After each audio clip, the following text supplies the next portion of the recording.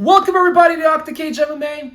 Before you jump into the comments, quick disclaimer, make sure to tune in for the rest of the entire video. So yeah, don't please watch 30 seconds and jump into the comment section. I love the comment section. By the way, it's growing really good. We have a thing going on in the community where, you guys learn something from me. I learn something from you. We both ask questions, and aside from the entertainment, we learn a lot. And I love it. Keep it going, please. I love your comments. Really appreciate every one of you. So, the topic of this video is, as the title says, Russia versus Brazil. Now, you would think that's it's very simple, but it's not. It gets very much more complicated than that. It's not just Russia versus Brazil at UFC 294 on Fight Island. That's just coming up, less than 2 weeks. I cannot be more excited. So, starting off with the first match. So, we have the championship fight at lightweight. Islam Makhachev is defending his belt for the second time against Charles Oliveira. So that's the second match between them. That's the most notable one. Second match where we have Russia versus Brazil is Khamzat Chimaev versus Paulo Costa. It gets more complicated than that one, and I will explain. Third match we have is Magomed Ankalaev versus Johnny Walker. And then the fourth most notable match, there was actually 5, but this is the last one. The fourth one is Shara Magomedov versus Bruno Silva at middleweight. So, yes, it seems pretty simple to simplify it, like Russia versus Brazil, but yeah, it's far more complicated than that. And I get it, and I'll explain. So, the reason we have this happening in Abu Dhabi is because the UFC is a company where they want to kind of like feature the regional fighters. Now, this is not necessarily regional fighters. What happens is the best Muslim fighters happen to be coming from or originate from the Russian republics, or the Russian Federation to be more exact. So in this case, that's exactly what happened. Now, we don't really have a lot of UAE fighters. However, the latest addition to the UAE roster is Khamzat Chimaev. And I had a conversation about this with a viewer. He left a comment, and I'm going to talk about it. So this is really some things that I learned, and I'm pretty sure you will learn too. So here's the situation. So Khamzat Chimaev I was not sure if he was ever a Russian citizen. Obviously, he was a Russian citizen at some point because he left at 18. He went to Sweden. And then now fast forward 10 years later, he is now a citizen of UAE, of the United Arab Emirates. So yes, he still has family living in Chechnya. He still has close ties to the leader, Kadyrov, right? We know that. Now, the question is, how does your average Russian viewer look at this, right? That's an interesting concept to me. So how do they look at him? Do they root for him? Do they have any feelings for him? Or do they feel like he just left the country, he left the flag, and that's it, right? I have no connection for him. I actually dislike the guy. You can go from supporting to literally hating a person. That happens in sports. That happens across the world. Now, on the topic of sports and politics, we all agree that we do not like politics in sports.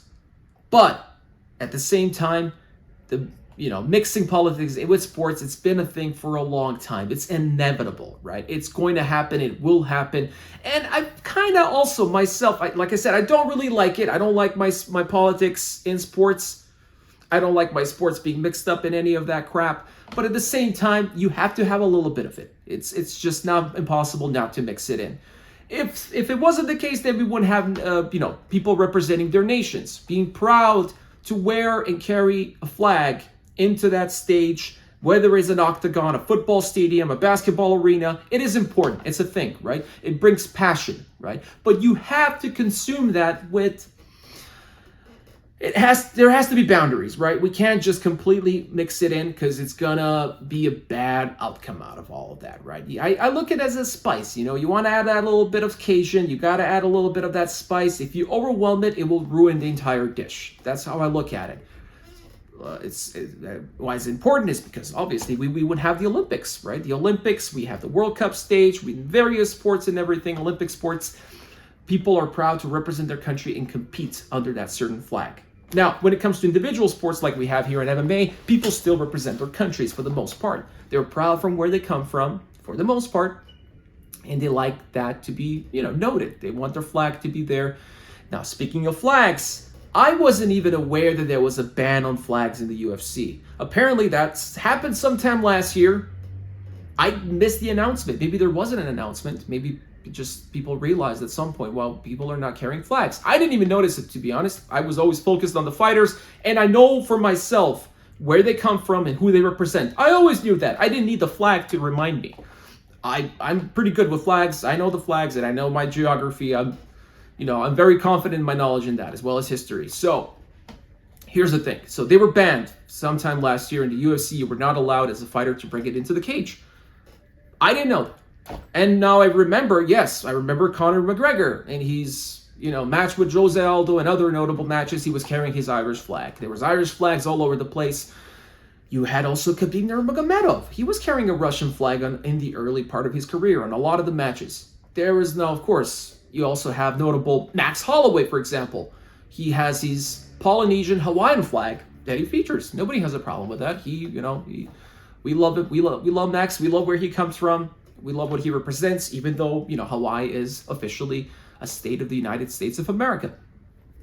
But sometime last year it was banned. Now, I, for one, think, my opinion is, and this is probably true, I can see this being easily true, is that, the conflict started in Ukraine, the Russia-Ukraine war, and ESPN, being the broadcasting agency for UFC, they have a contract with them, so they're televising all events from the UFC.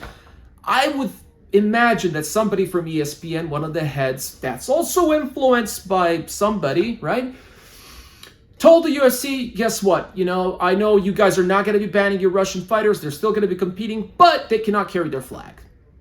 The UFC, my opinion, probably responded with, okay, if that's the case, if we have to, don't have a choice, then we're going to ban all flags.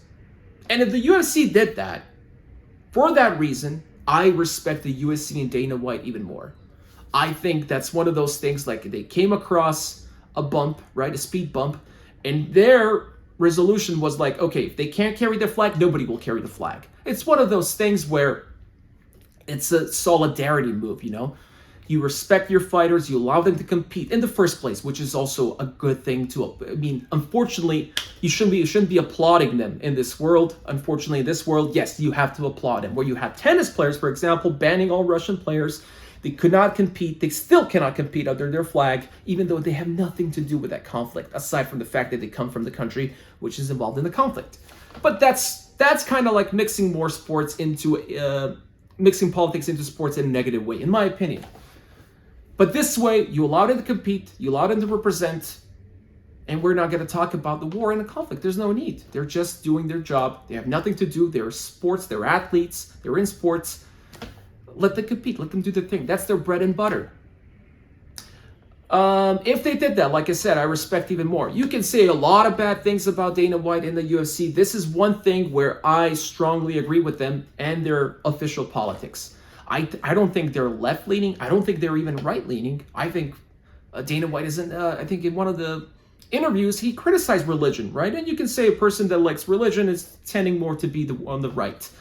But no, he's not even for that. He just allows everybody to speak their mind. He allows everybody to express themselves. And then I noticed that about a month or two ago in the comments when he made those things about Bryce Mitchell, like, hey, you can say and do whatever you want in the octagon. But people brought up, like, why don't you allow them to carry flags? And I think that conversation was brought up again. And they were apparently allowed to get the flags allowed to be back. And they said, if the flag hurts your feelings, well, too bad. And then some fans commented, like, you're putting the blame on us, like we wanted the flags to be blamed. I don't think it's that specific. Like I said, I think the reason they pulled the flags was because of the higher powers, because of ESPN, because of that conflict. That's what I think. And the fact that now it all cooled down, it kind of got all forgotten about. It's been a while. I think they're in a position to put the flags back, and they're pretty big. You can't really cancel the UFC at this point. They're a public company now, and they're involved with, they're owned by Endeavor, and now they're also connected, and they have their own stock symbol, TKO, with the WWE. They merged.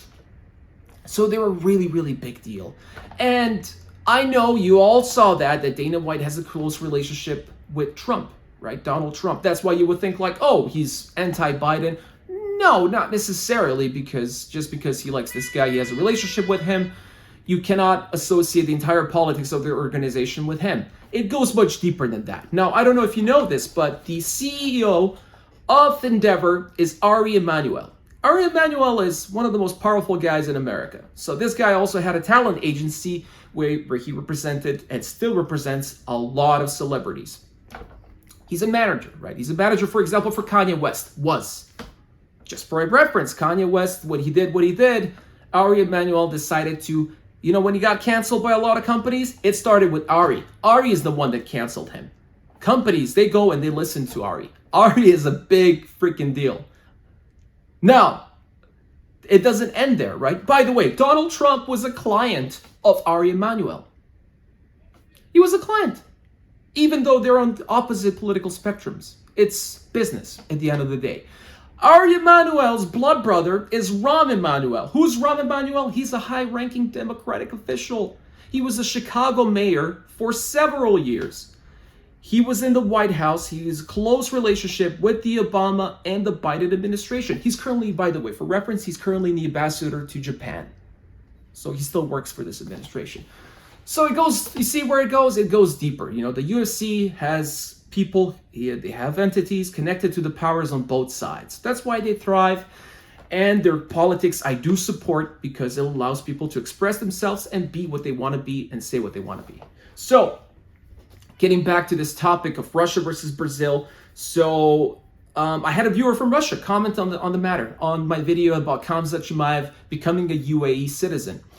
So he says that pretty much the Khamzat had a kind of like a living permit thing in Sweden. He was not a Swedish national. Now, this might be true, might not be true. I'm not entirely sure.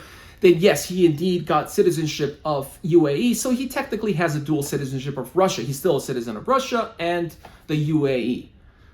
So this might be true. Somebody can enlighten me more about the matter. I would love it. Like I said, I love the comments. You learn something new. Then he also said what interests him more as a Russian national. He says, I am interested to see if he referred them as to Highlanders. Now, I don't know if this is offensive, but he said, I am interested to see if the Russian Highlanders will represent Russia. Now, with the flag ban is lifted, will they carry the Russian flag in the cage?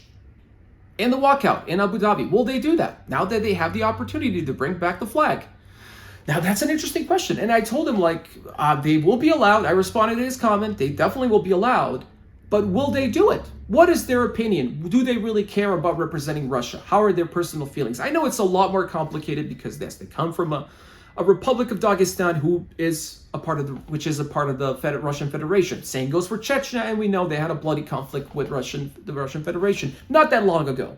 Khamzat Chimaev was a kid when it happened, maybe a baby as well. But just for reference, it was the mid to late 90s. It wasn't that long ago, and they're bordering republics. Dagestan and Chechnya, they also have their own little personal beef, which I do not understand. But yes, they do. So a lot of these fighters, the majority of them come from Dagestan, and you have Khamzat, maybe a couple of others come from Chechnya. So those are the best Muslim fighters in the sport today.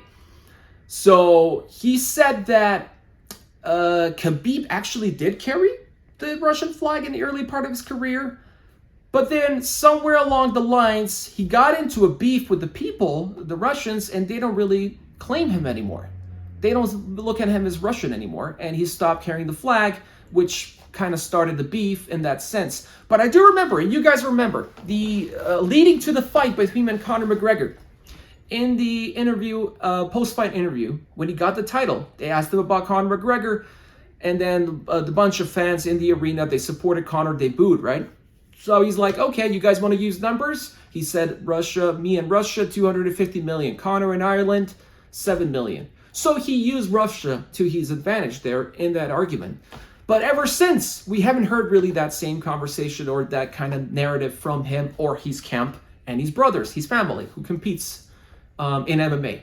So my question is, do you guys agree with my Russian viewer, the rest of you Russians, to you Russian viewers, yes, that watch my videos?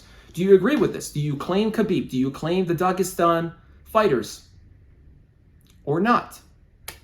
Do you actually root against them at this point? Especially with the situation with Khamzat, who's not even representing Russia. I would understand that. There's also one more fighter from Dagestan. Muhammad Mokaev, he's actually a British citizen, but he comes from Dagestan originally. So I think he spent the majority of his life in England, but of course he still loves his homeland of Dagestan. I mean, obviously, right? He's still a Muslim, and he loves representing that. So that's my question to you guys. Do you support these fighters, especially the ones that are still officially Russian? And I understand completely if you have feelings, negative feelings toward Khamzat or the guy, Muhammad Mokaev, right? Was it their financial situation, economic situation? They didn't necessarily escape war because they escaped at a later stage when there was no war between the countries. They left. It was their choice, right? For a better life. For better, for worse, we're now here in this situation. So yes, it does get more complicated. It's not just Russia versus Brazil. It also has to do with the religion and the entire landscape there. So let me know what you guys think in the comments section, and which of those fights are you most excited for? So we have the championship fight, just as a reference. Islam Makhachev defending the belt versus Charles Oliveira. We have Khamzat Chimaev versus Paulo Costa. There's some more updates on that matter. I will make a separate video on that.